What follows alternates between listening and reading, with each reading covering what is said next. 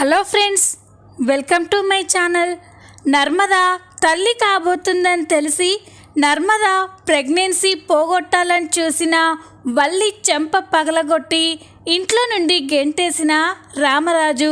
అసలు ఏం జరగబోతుంది తెలుసుకోవాలి అంటే ఈ వీడియోని ఎక్కడా స్కిప్ చేయకుండా చూసేయండి. ఇక వీడియోలోకి వెళ్ళినట్లయితే రాత్రి కాగానే చందు అయితే దుప్పటి దిండు తీసుకొని బయట పడుకోవడానికి వెళ్తూ ఉంటాడు.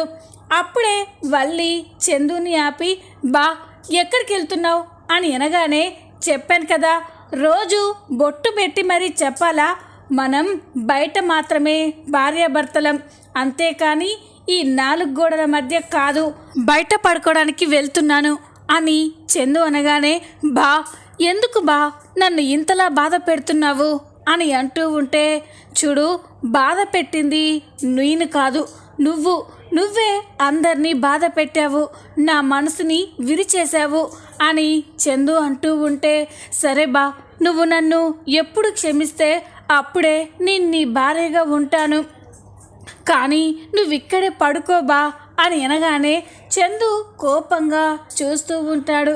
ఇక వల్లి, బా మనం గదిలో ఉన్నంత మాత్రాన భార్యాభర్తల్లా ఉండాలని లేదు బా, నువ్వు బెడ్ మీద పడుకో, నేనిక్కడ చాప మీద పడుకుంటాను, నేనిక్కడ బెడ్ మీద పడుకుంటే నువ్వు అక్కడ బయట పడుకొని దోమలతో ఇబ్బంది పడుతూ ఉంటే నేను చూడలేను బా ప్లీజ్ అని వల్లి బ్రతిమలాడేసరికి ఇక చందు అయితే సరే అని చెప్పి ఇక బెడ్ మీద పడుకుంటాడు. వల్లి అయితే చందు తనని అంతలా దూరం పెట్టడం చూసి చాలా బాధపడుతూ కన్నీళ్లు పెట్టుకుంటూ ఉంటుంది. బా నన్ను ఇంతలా దూరం పెట్టడానికి కారణం ఆ నర్మదా ప్రేమ, వాళ్ళ అంతు చూడకుండా ఉండను అని వల్లి అయితే కోపంగా అనుకుంటూ ఉంటుంది. ఇంతలోనే ఉదయం అవుతుంది. ఉదయం కాగానే ఇంట్లో అందరూ కూడా ఎవరి పనులు వాళ్ళు చేసుకుంటూ ఉంటారు. నర్మదా కూడా ఆఫీస్కి వెళ్ళడానికి రెడీ అయ్యి వెళ్తూ ఉంటుంది. అలా వెళ్తూ నర్మదా ఒక్కసారిగా కళ్ళు తిరిగి కింద పడిపోతూ ఉంటుంది. అప్పుడే వేదవతి అక్కడికి వచ్చి, నర్మదా ఏమైందే అని నర్మదాని లేపుతూ ఉంటుంది. కానీ నర్మదా మాత్రం స్పృహలోకి రాదు. ఇక వేదవతి చాలా కంగారు పడుతూ, రే పెద్దోడా, నడిపోడా, చిన్నోడా అందరూ రండ్రా, నా గవర్నమెంట్ కోడలు కింద పడిపోయింది అని చెప్పగానే అందరూ కంగారుగా పరిగెత్తుకుంటూ వస్తారు. నర్మదా అలా పడిపోవడం చూసి వల్లి అయితే చాలా సంతోషపడుతూ ఉంటుంది. నన్ను ఇంతలా బాధ పెట్టింది కదా, అందుకే ఈ నర్మదాకి దేవుడే శిక్ష వేసినట్టున్నాడు అని వల్లి అనుకుంటూ ఉంటుంది. ఇక ప్రేమ కూడా అక్క లే అక్క అని లేపుతూ ఉంటుంది. ఇక వేదవతి, అమ్మ ప్రేమ అక్కడ నీళ్లు తీసుకురమ్మా అని చెప్పగానే ప్రేమ అయితే కిచెన్లోకి వెళ్ళి నీళ్లు తీసుకొస్తుంది. ఇక వేదవతి నర్మదా మొహం మీద నీళ్లు చల్లగానే నర్మదాకి మెలకువ వస్తుంది. ఇక నర్మదా కళ్ళు తెరివి, ఏమైంది అత్తయ్య అని అనగానే, అది నేను అడగాలే, ఏమైందే అలా పడిపోయావు, అయినా ఆఫీస్కి ఎంత లేట్ అయితే మాత్రం, ఎంత పనులుంటే మాత్రం ఇలా తిండి తినకుండా వెళ్తే నీరసంతో ఇలాగే పడిపోతారు అని వేదవతి అంటూ ఉంటే, ఇక నర్మదా లేదత్తయ్య నేను నీరసంతో పడిపోలేదు అని అనగానే ఇక అందరూ కూడా షాక్ అయిపోతారు. ఏంటే ఏమంటున్నావు నువ్వు, నీరసంతో కాకపోతే ఎందుకు పడిపోయావు అని అనగానే ఇక నర్మదా అయితే వేదవతి చెవిలో ఏదో చెప్తూ ఉంటుంది. నర్మదా అది చెప్పగానే వేదవతి మొహం వెలిగిపోతుంది. ఏంటే నిజమా అని అంటూ ఉంటే, అవునత్తయ్య అని నర్మదా సిగ్గుపడుతుంది. ఇక అందరూ కూడా చాలా కంగారు పడుతూ ఉంటే అప్పుడే ఇక సాగర్ అమ్మా ఏంటమ్మా అని అంటూ ఉంటే, రేయ్ నువ్వు తండ్రి కాబోతున్నావని నీకు కూడా తెలీదా? నర్మదా ఇప్పుడు కడుపుతో ఉందిరా అని చెప్పగానే అందరూ కూడా చాలా సంతోషపడతారు. వల్లి అయితే ఒక్కసారిగా షాక్ అయిపోయి కోపంతో చూస్తూ ఉంటుంది. నర్మద తల్లి కాబోతుందనే శుభవార్త తెలియడంతో ఇంట్లో అందరూ కూడా సంతోషంతో మురిసిపోతూ ఉంటారు. ఇక అది చూసి వల్లి అయితే తట్టుకోలేకపోతుంది. ఇక రామరాజు, అమ్మ ఎంత పెద్ద శుభవార్త చెప్పావమ్మా, నిజంగా ఈ ఇంటికి తొలి వారసుని నువ్వే ఇస్తున్నావన్నమాట. చాలా సంతోషంగా ఉందమ్మా. ఈ రోజు నుండి నువ్వు ఏ పని చేయొద్దు, ఆఫీసుకు కూడా వెళ్ళొద్దు, రెస్ట్ తీసుకోమ్మా అని అనగానే ఇక నర్మద, లేదు మామయ్య ఇప్పుడు నేను యాక్టివ్గానే ఉన్నాను, కాకపోతే డెలివరీ టైంలో లీవ్స్ తీసుకోవచ్చు, ఇప్పుడు నేను ఆఫీస్కి వెళ్తాను మామయ్య అని అంటూ ఉంటే ఇక వేదవతి, ఏం అక్కర్లేదు, నువ్వు ఇంట్లోనే ఉండి రెస్ట్ తీసుకో. చెప్పు, నీకేం తినాలనిపిస్తుంది? పుల్ల పుల్లగా తినాలనిపిస్తుందా లేకపోతే వగరుగా తినాలనిపిస్తుందా?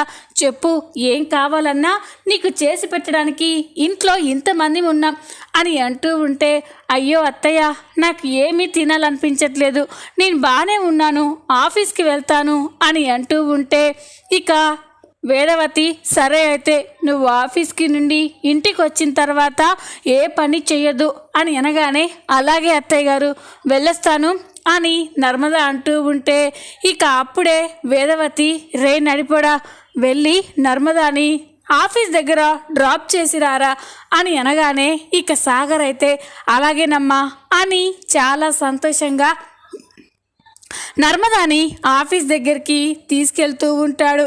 ఈ విషయం తెలుసుకొని వల్లి అయితే తట్టుకోలేక అసూయతో రగిలిపోతూ ఉంటుంది. మరో పక్క భాగ్యం అయితే వల్లి కాపురం గురించే ఆలోచిస్తూ దిగులు పడుతూ ఉంటుంది.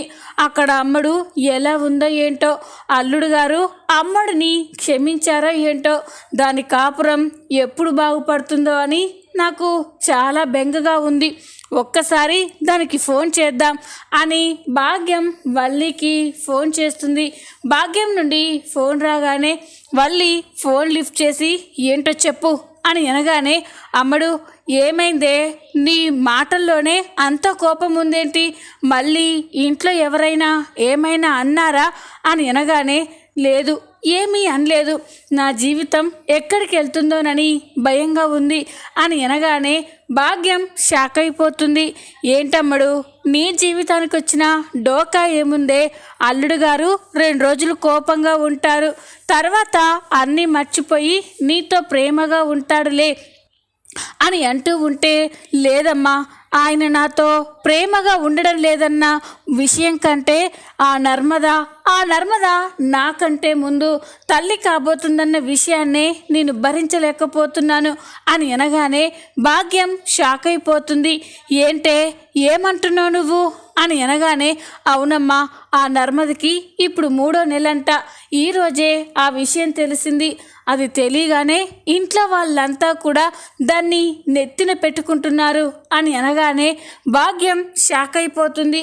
ఇది చూడ్డానికేనా నేను ఇంకా ఈ ఇంట్లో ఉన్నది అని వల్లి అంటూ ఉంటే ఇక భాగ్యం, పిచ్చిదానా, ఇలాంటి సమయంలోనే నువ్వు అక్కడే ఉండాలి, నీ సంతోషాన్ని నాశనం చేసిన ఆ నర్మదా ప్రేమలకి ఎలాంటి మనశ్శాంతి సంతోషం లేకుండా చేయాలి అని అనగానే ఇక వల్లి, అమ్మా నీకేమైనా బుద్ధుందా, ఇంతవరకు జరిగింది సరిపోదు అని మళ్ళీ నన్ను ఇంకో తప్పు చేయమంటున్నావా అని అంటూ ఉంటే, చూడమ్మడు తప్పు చెయ్యి, కానీ నువ్వే చేసావని ఎవ్వరికి అనుమానం రాకుండా చెయ్యి, ఆ ఇంటికి వారసుని మొదటగా నువ్వే ఇవ్వాలి, అంతేకాని ఆ నర్మదానో ప్రేమను వారసుని ఇస్తూ ఉంటే ఆ ఇంట్లో నీకు ఎలాంటి విలువ గౌరవం దక్కదు అని అనగానే వల్లి అయితే షాక్ అయిపోతుంది. అంటే ఏమంటున్నావే అని అనగానే, ఇంకా అర్థం కాలేదా, నువ్వే ఆ నర్మద కడుపులో ఉన్న బిడ్డని చంపేయి. నువ్వు ఎంత బాధపడ్డావో, ఎంత క్షోభని అనుభవించావో ఆ నర్మద కూడా అంత బాధపడాలి అని అనగానే ఇక వల్లి అయితే కోపంగా చూస్తూ ఉంటుంది. నువ్వు చెప్పేది నిజమే అమ్మా. నేను నా జీవితాన్ని ఇంత అన్యాయం చేసిన ఆ నర్మద, మా అత్తయ్య ఆ ప్రేమ మీద పగ తీర్చుకోవడానికి ఇదే సరైన సమయం. ఒక్క దెబ్బకి రెండు పిట్టలన్నట్టు ఈ ఐడియాతో ఆ నర్మదా కడుపులో ఉన్న బిడ్డ పోవడమే కాదు, ప్రేమ కూడా నర్మదాకి దూరం అయ్యేలా చేస్తాను అని వల్లి అనగానే, ఏం చేసినా కూడా నీ మీద అనుమానం రాకుండా చెయ్యి అని భాగ్యం చెప్పగానే, అలాగేనమ్మా, ఈ వల్లి పగపడితే ఎలా ఉంటుందో ఆ నర్మదాకి ప్రేమకి తెలిసేలా చేస్తాను అని వల్లి కోపంగా అంటూ ఉంటుంది.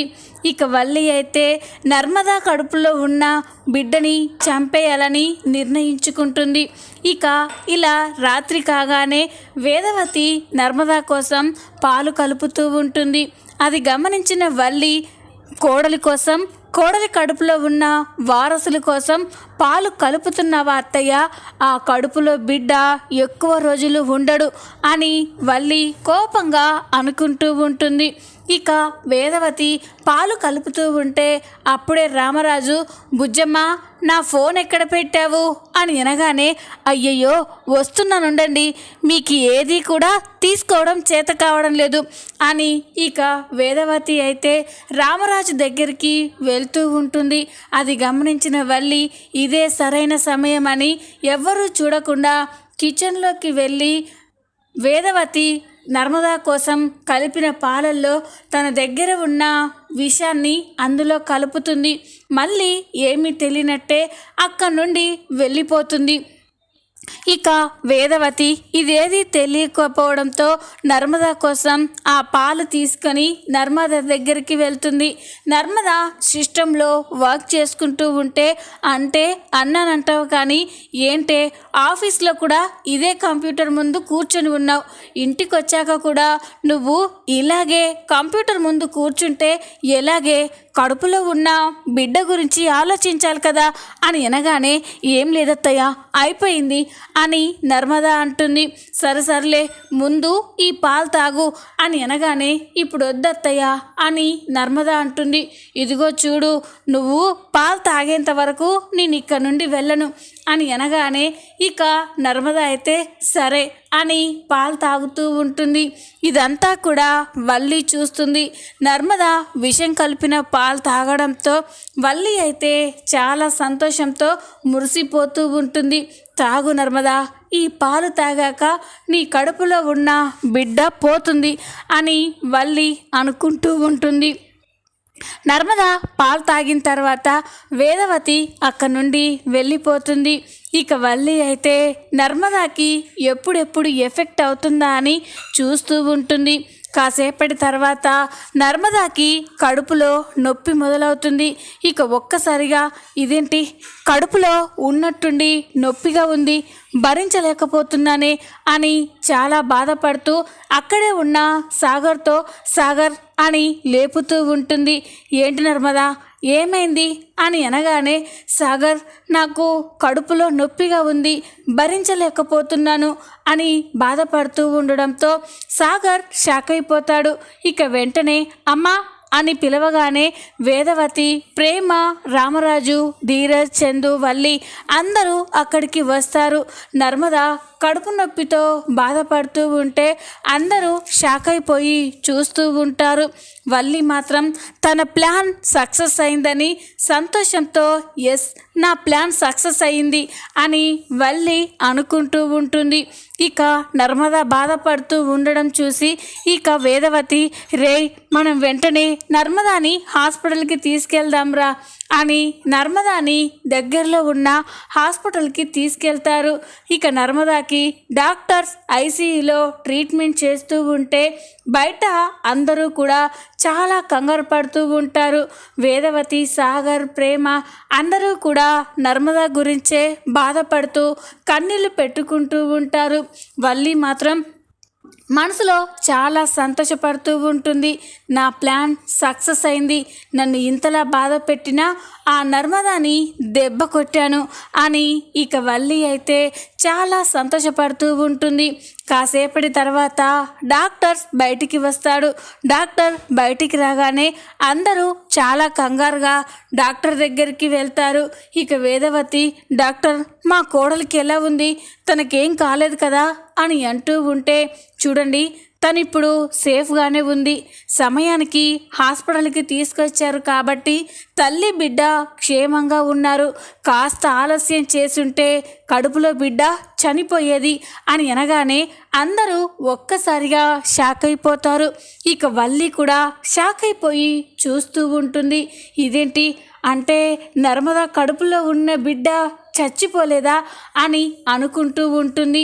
ఇక అప్పుడే ధీరజ్, అసలు ప్రాబ్లం ఏంటి డాక్టర్ అని అనగానే, అసలు ఆవిడకి ఫుడ్ పాయిజన్ అయింది, ఇంతకుముందు ఆవిడ ఏం తీసుకున్నారు అని అనగానే ఇక వేదవతి, నేనే నా కోడలికి పాలు కలిపి తీసుకెళ్ళాను డాక్టర్ అని అనగానే, ఆ పాలల్లోనే ఏదో పాయిజన్ కలిసింది, అందుకే తనకి అంతలా ఎఫెక్ట్ అయ్యింది అని చెప్పగానే అందరూ షాక్ అయిపోతారు. ఇక సాగర్, ఏమంటున్నారు డాక్టర్ అని అనగానే, అవును ఆ పాలల్లో తన కడుపులో ఉన్న బిడ్డని చంపడానికి ఏదో పాయిజన్ కలిసింది, అది మీరు ఆలోచించుకోండి అని డాక్టర్ చెప్పి అక్కడి నుంచి వెళ్ళిపోగానే అందరూ షాక్ అయిపోయి చూస్తూ ఉంటారు. ఇక రామరాజు, ఏంటి బుజ్జమ్మ అసలు ఏం జరుగుతుంది, కడుపులో ఉన్న బిడ్డని చంపడం కోసం పాలల్లో విషం కలిపేంత మూర్ఖులు కసాయి వాళ్ళు మన ఇంట్లో ఎవరున్నారు అని అంటూ ఉంటే, అదే నాకు అర్థం కావట్లేదండి, నర్మదాకి నేనే నా చేతులతో పాలు కలిపి తీసుకెళ్ళాను, అసలు ఇలా ఎలా జరిగింది అని అంటూ ఉంటే ఇక వల్లి అయితే చాలా కంగారు పడుతూ ఉంటుంది. అప్పుడే ఇక అక్కడికి తిరుపతి వస్తాడు.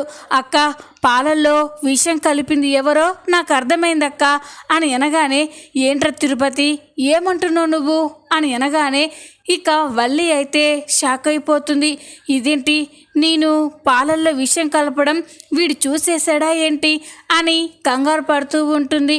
అప్పుడే ఇక రామరాజు, రేయ్ ఏం మాట్లాడుతున్నావురా అని అనగానే, అవును బావా, రాత్రి నేను భోజనం చేయడం కోసం ఇంట్లోకి వచ్చాను కదా, అప్పుడే అక్క నర్మదా కోసం పాలు కలుపుతుంది, అక్క నువ్వు పిలిచావని నీ దగ్గరికి వస్తూ ఉంటే అప్పుడే వల్లి గబగబా దొంగచాటుగా కిచెన్లోకి వెళ్ళడం నేను చూశాను, అక్కడే ఉన్న నర్మదాకి కలిపిన పాలలో ఏదో కలుపుతూ ఉండడం నేను చూశాను, కానీ అంతలా పట్టించుకోలేదు బావా, ఇప్పుడు ఆలోచిస్తే అర్థమవుతుంది, అక్క లేని సమయంలో వల్లినే నర్మదా కడుపులో ఉన్న బిడ్డని చంపడం కోసం ఇదంతా చేసిందని అని తిరుపతి చెప్పగానే అందరూ ఒక్కసారిగా షాక్ అయిపోతారు.